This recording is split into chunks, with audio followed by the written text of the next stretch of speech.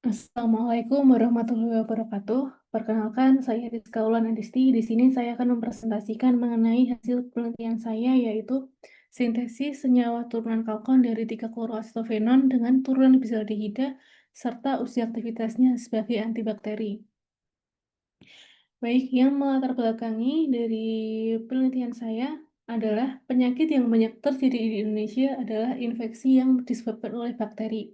Bahkan sebagian besar penyakit yang disebabkan oleh bakteri merupakan penyakit menular yang perlu diwaspadai. Dua jenis bakteri yang paling umum ditemukan adalah Escherichia coli sebanyak 57% dan juga Staphylococcus aureus sebanyak 51%. Kedua bakteri ini sering menyebabkan infeksi saluran kemih, aliran darah, dan juga pneumonia. Maka dari itu, untuk mencegah masuknya bakteri berbahaya bagi tubuh, maka ditambahkan senyawa antibakteri, yaitu zat yang menghambat pertumbuhan bakteri dan digunakan secara khusus untuk mengobati infeksi.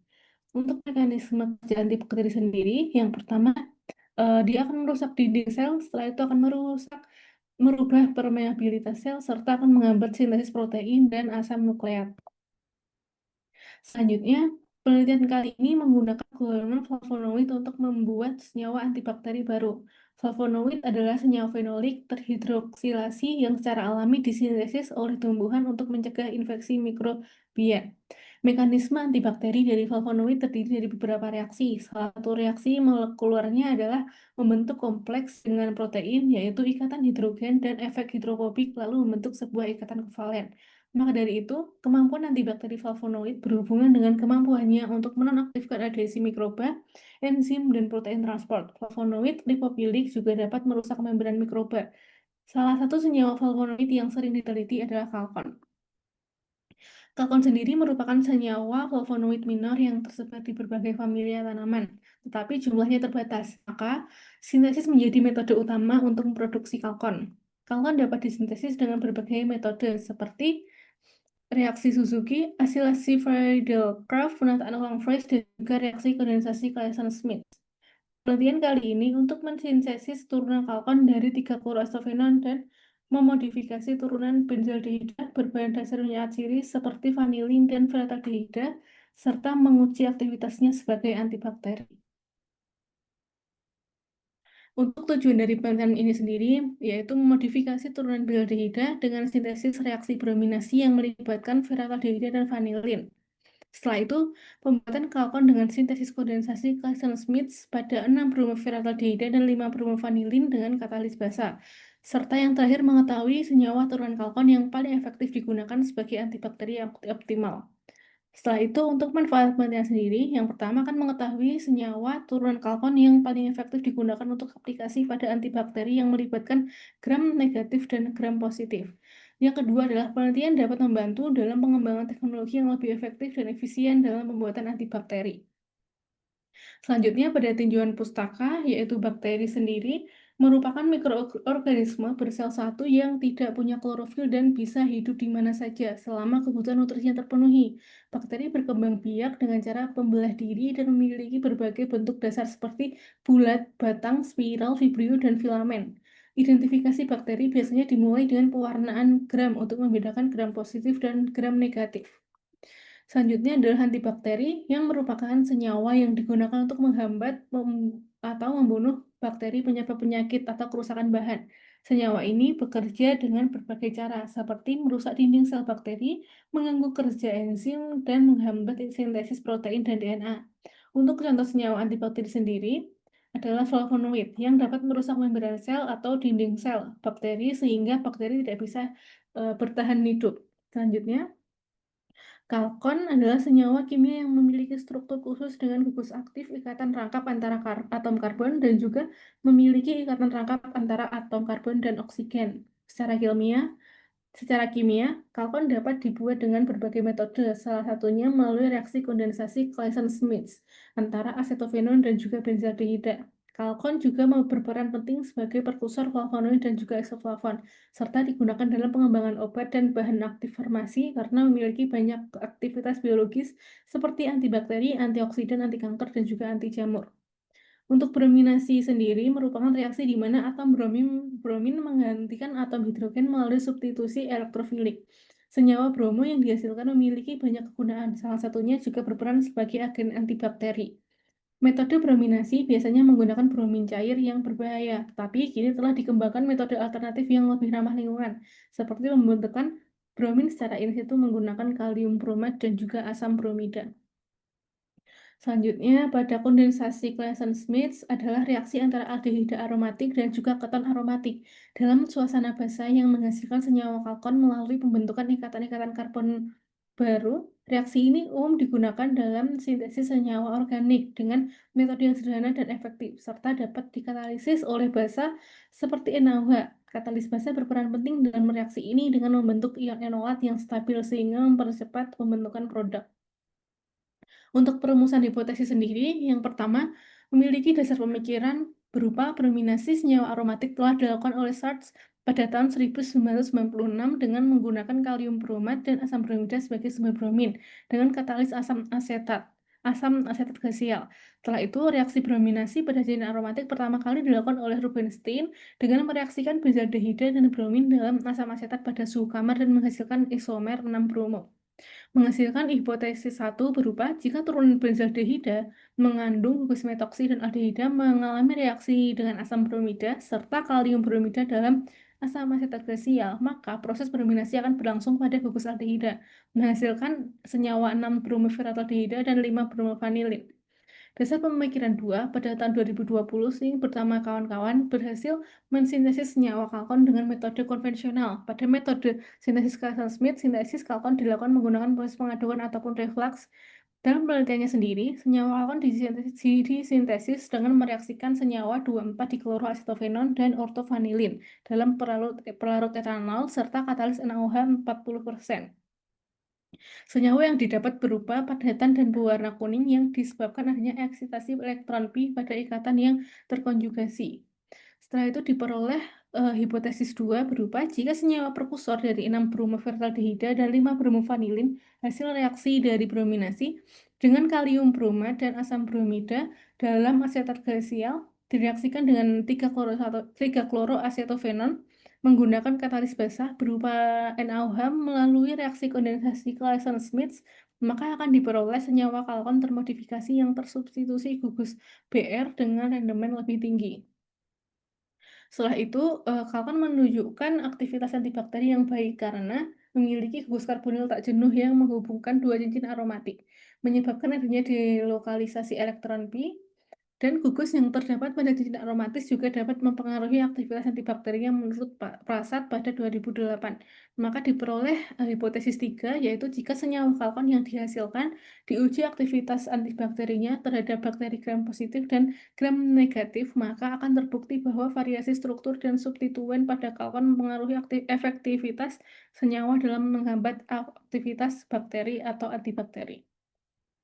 Untuk rancangan penelitian sendiri, yang pertama akan dilakukan sintesis brominasi, selanjutnya adalah sintesis kondensasi, pembentukan kalkon, dan juga yang terakhir adalah uji aktivitas senyawa kalkon sebagai antibakteri. Pada bab 3 yaitu metode penelitian, yang pertama adalah brominasi sebanyak 3,3 milimol vanilin dan feraltaldehida dicampur dengan KPRO3 dan asam asetat glasial, lalu diaduk hingga homogen dan ditambahkan asam bromida secara perlahan dan dikontrol menggunakan KLT. Campuran ditambah aqueous dingin dan natrium tiosulfat untuk menghilangkan sisa bromin. Endapan disaring, dicuci, dan dikeringkan pada suhu 50 derajat Celcius lalu dianalisa. Selanjutnya pada kondensasi, sebanyak 5 milimol 3-kloroasetofenon dan 10 ml etanol dicampur dalam gelas beker dan diaduk hingga homogen. Begitu pula 5 milimol 5-bromovanilin dan 6-bromoferataldehida dengan 10 ml etanol pada beker terpisah. Larutan 3-kloroasetofenon kemudian dituang ke larutan bromovanilin dan bromoferataldehida dan diaduk selama 24 jam. Setelah itu, campuran ditambah es aqueous lalu diasamkan dengan HCl 20% hingga pH 2-3. Padatan yang terbentuk disaring dengan bahnar lalu dikeringkan dan dianalisa. Untuk uji aktivitas antibakteri sendiri, pengujian antimikroba dilakukan dengan menyiapkan media nutrien broth dan nutrien agar yang disterilisasi menggunakan autoklav pada 121 derajat Celcius selama 20 menit. Media Na dituangkan ke cawan Petri, sedangkan inokulasi mikrobia dilakukan dengan memijarkan OC dan memasukkan mikrobia ke media broth. Kemudian diinkubasi pada 37 derajat Celcius selama 24 jam. Suspensi mikrobia dihomogenkan, diajarkan bertingkat dan diukur optical density atau OD hingga mencapai 100.000 CVU per milimeter. Sebanyak 100 mikroliter suspensi inokulasi dimasukkan ke media cawan Petri bersama sampel kontrol positif dan negatif.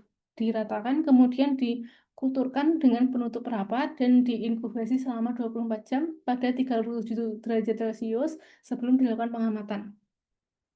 Untuk hasilnya sendiri, diperoleh 5 bromovanilin, produk hasil sintesis dari brominasi yang mereaksikan senyawa vanilin dengan agen pembentuk bromin, menghasilkan produk hasil sintesis 5 bromovanilin dengan karakteristik produk warna krem dengan wujud padatan, memiliki titik leleh 164 hingga 165 derajat Celcius, serta memiliki persen hasil atau rendemen 86% yang diperoleh dari kemurnian GMS sebesar 100%.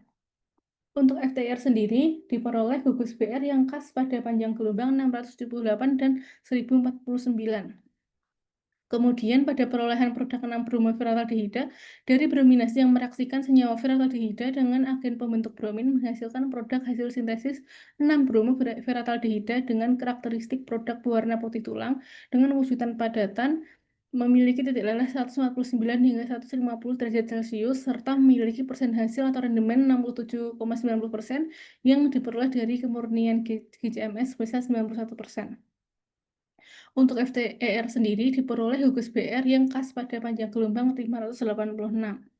Selanjutnya diperoleh kalkon bromovanilin, hasil sintesis antara senyawa 5 bromovanilin dengan 3 kloroasetofenon dengan katalis basah berupa NaOH 40%, diperoleh padatan berwarna kuning dengan persen hasil 93%. Pada reaksi ini digunakan etanol sebagai pelarut. Untuk menghentikan reaksi dilakukan penambahan hasil 10% pada larutan.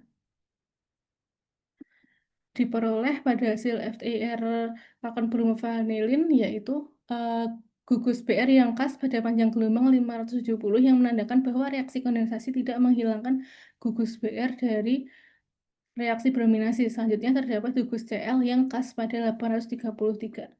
Selanjutnya diperoleh CNMR, yaitu di sini 9 puncak proton dengan kenampakan singlet, doublet, triplet, dan multiplet menunjukkan kalkon oleh adanya puncak pergeseran 7,70 dan 7,80 ppm yang merupakan puncak dari proton pada ikatan penangkap 2 alifatis C-alfa dan C-beta. Kedua puncak ini memiliki nilai konstansa kopling 15,45 Hz. Kemunculan pada HNMR, sinyal C-alfa dan C-beta pada pergeseran kimia masing-masing 119,99 dan 144,15 ppm.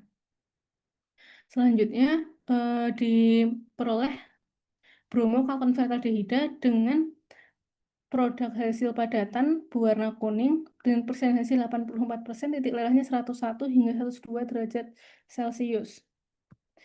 Dengan hasil FTIR berupa BR pada 586 dan juga CL pada 794. Dan diperoleh CNMR yaitu 10 puncak proton dengan kenampakan doublet, singlet, dan multiplet, kalkon pada pergeseran 7,7 dan 8,11 ppm yang merupakan puncak dari proton pada ikatan rangkap 2 alifatis C-alfa dan C-beta dengan nilai konstansa kopling 15,47 Hz, serta pada hasil HNMR yaitu kemunculan sinyal C-alfa dan C-beta pada pergeseran kimia masing-masing 127,53 ppm dan 149,45 ppm. Untuk hasil uji antibakteri sendiri yaitu pada bromokalkon vanilin diuji pada bakteri E. coli sebagai gram negatif dan S. aureus sebagai gram positif. Hal tersebut menunjukkan pada konsentrasi berbeda 100 ppm, 500 ppm, dan 1000 ppm dan menampakkan pada 1000 ppm yaitu hasil yang paling bagus. Setelah itu juga diperoleh uji antibakteri bromokalkon feraldehida pada bakteri E. coli dan juga S. aureus yaitu dengan 3 konsentrasi yang berbeda 100, 500, dan 1000 ppm dengan kontrol positif ampicillin 100 ppm menunjukkan bahwa terdapat zona hambat pada bakteri. Dan dari penelitian dapat ditarik kesimpulan bahwa yang pertama senyawa 5-bromovanilin dan 6-bromoformaldehida menghasilkan padatan putih kecoklatan dan putih dengan rendemen 86,56% dan 67,90%. Yang kedua yaitu senyawa turunan kalkon yang berhasil disintesis adalah kalkon bromovanilin dan kalkon bromoformaldehida. Senyawa turunan kalkon ini disintesis menggunakan kondensasi Claisen-Smith dengan katalis basa NaOH 40%. Kedua kalkul tersebut merupakan padatan berwarna kuning muda dengan rendemen 93% dan 84%. Yang terakhir yaitu senyawa kalkon bromovanilin dan kalkon bromoftaldehyde menunjukkan daya hambat terhadap bakteri gram positif Staphylococcus aureus dan bakteri gram negatif yaitu E. coli. Senyawa kalkon bromovanilin untuk bakteri E. coli memiliki zona inhibisi dan juga untuk S. aureus juga memiliki zona inhibisi. Dan untuk senyawa kalkon bromoftaldehyde memiliki zona inhibisi juga pada E. coli dan juga S. aureus. Terima kasih. Sekian yang dapat saya sampaikan. Wassalamualaikum warahmatullahi wabarakatuh.